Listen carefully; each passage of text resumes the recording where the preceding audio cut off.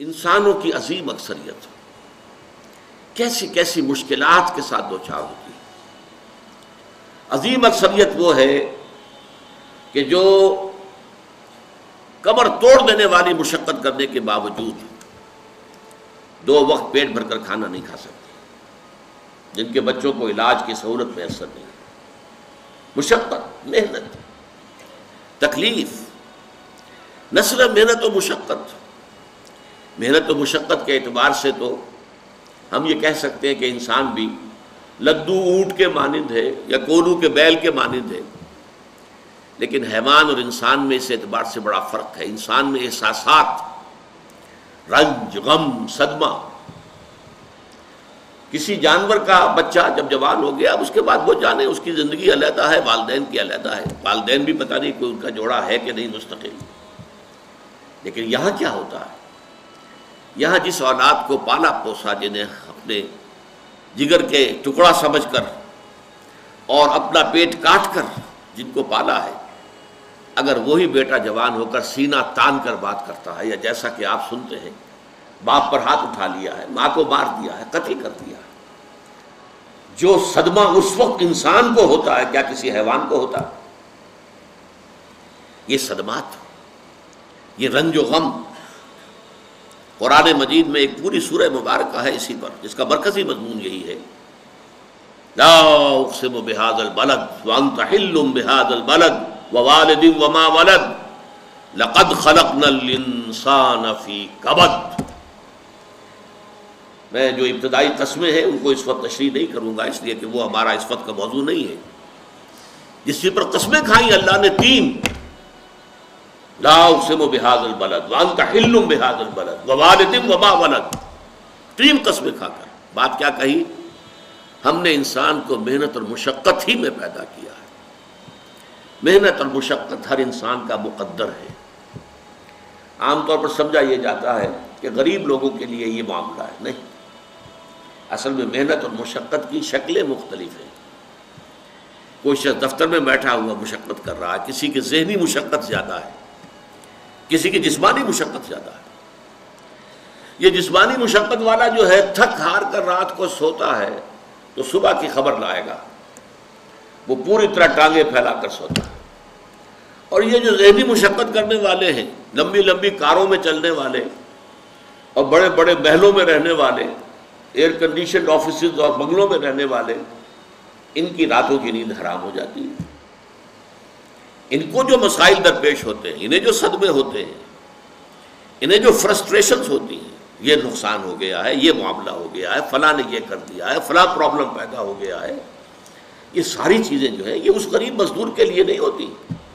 آپ کو معلوم ہے ہپنوٹکس کی ضرورت جو ہے انہی عمرا کو ہوتی ہے، سیڈیٹیوز کی ضرورت انہی کو ہوتی ہے، ٹرینکولائزرز انہی کو چاہیے، انہیں نرم گدیلوں کے اوپر نیند نہیں آتی۔ تو مشقت اور محنت ہر ایک کے لیے ہے۔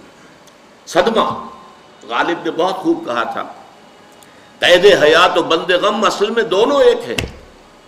موت سے پہلے آدمی غم سے نجات پائے کیوں؟ یہ انسان کا مقدر ہے، یہ تو ہو کر رہنے والی شے ہے۔ غم تو رہے گا، صدمہ رہے گا۔ آپ کو شاید یاد آیا ہو، ایک بڑی عظیم ہستی گزری ہے انسانی تاریخ میں، گوتم بدھ، کپل وستو کا شہزادہ، at the prime of his youth, 30 برس کی عمر، اس نے مشاہدہ کیا لوگوں کو، لوگ دکھوں میں ہیں، لوگوں کے لیے مصیبتیں ہیں، لوگوں کے لیے تکلیفیں ہیں۔ ایک اندھا آدمی دیکھا اس نے چلتا ہوا جو ٹھوکر کھا کے گرا اس کے نگاہوں کے سامنے، اس نے سوچا یہ کیا ہو رہا ہے، کیوں ہے یہ اندھا کیوں ہے؟ کسی کو اندھا پیدا کر دیا جاتا ہے، پیدائشی اندھا۔ کسی والدین کے سامنے اس کو بچہ جو ہے دم توڑ رہا ہے، کچھ نہیں کر سکتے، ٹک ٹک دیدم دم نہ کشیدم، جا رہا ہے تمہارے ہاتھوں میں سے، نکل رہا ہے، جا رہا ہے۔ قرآن مجید میں بھی سورہ واقعہ میں قسم کھائی گئی ہے، فلولا ان کنتم غیر مدینین ترجعونہا ان کنتم صادقین، واپس لے سکتے ہو تو لے لو، موت کے پنجے سے چھڑا لو اگر تمہارے اندر کوئی طاقت ہے۔ نہیں، جا رہا ہے، رو رہے ہیں۔ یہی وجہ ہے کہ پھر وہ اس فکر میں یہ دکھ کیوں ہے انسان کا مقدر، اس کا سبب تلاش کرنے کے لیے پھر اس سے نکلنے کا راستہ کیا ہے۔ اس سے نجات کیسے ہوگی؟ نروان کیسے ملے گا؟ پھر آپ کو معلوم ہے 30 برس کی عمر میں جوانی کا دور، جوان بیوی کو رات کو سوتے ہوئے چھوڑ کر گیا ہے، شیرخوار بچہ چھوڑ کر گیا، محل چھوڑ کر جا کر خاک چھانی ہے، کہاں کہاں پھرا ہے، کن کن رشیوں منیوں کی خدمتیں کی ہیں، کہاں کہاں گیا ہے، کتنا وقت لگایا ہے، کن کن جنگلات جو ہے اس کے خاک چھانی ہے اس نے۔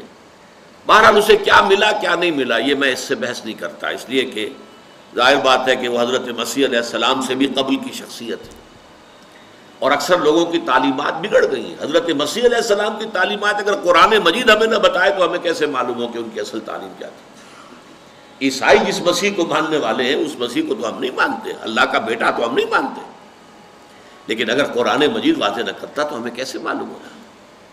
اسی طرح گوتم بدھ کے بارے میں جو کچھ کہتے ہیں ان کے ماننے والے، اس کی طرف نہ جائیے، وہ کیا تھا حقیقت میں ہم نہیں جان سکتے، لیکن یہ ضرور ہے کہ اس کے فلسفے کا جو مین تھیم ہے سروم دکھم، all is pain, all is suffering, all is agony، سروم دکھم، درد ہی درد ہے، رنج ہی رنج ہے، غم ہی غم ہے، قید حیات و بند غم اصل میں دونوں ایک ہیں، موت سے پہلے آدمی غم سے نجات پائے گا۔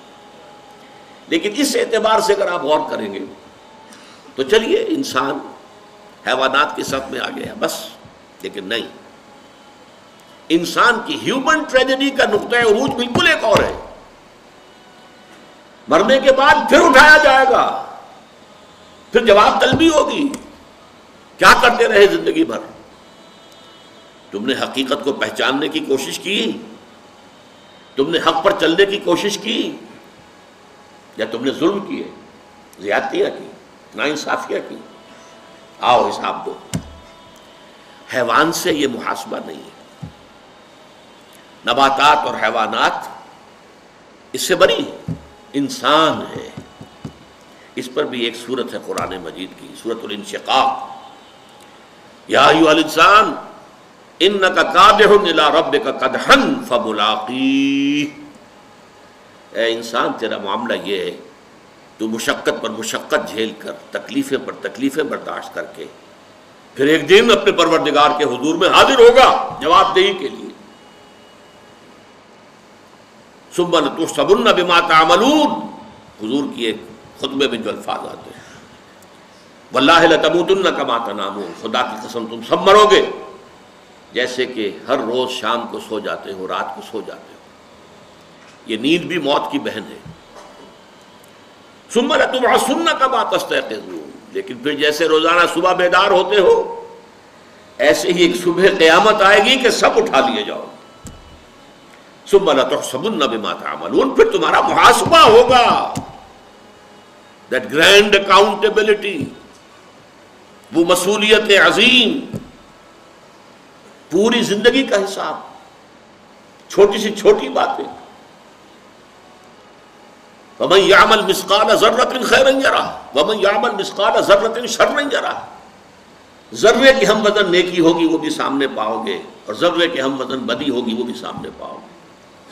انسان چیخ اٹھے گا، مَا لِهَٰذَا الْكِتَابِ، یہ اعمال نامہ کیسا ہے، لَا يُغَادِرُ صَغِيرَةً وَلَا كَبِيرَةً إِلَّا أَحْصَاهَا، اس نے تو نہ چھوٹی چیزیں چھوڑی ہیں نہ بڑی چیزیں چھوڑی ہیں، تمام کا احاطہ کر لیا ہے۔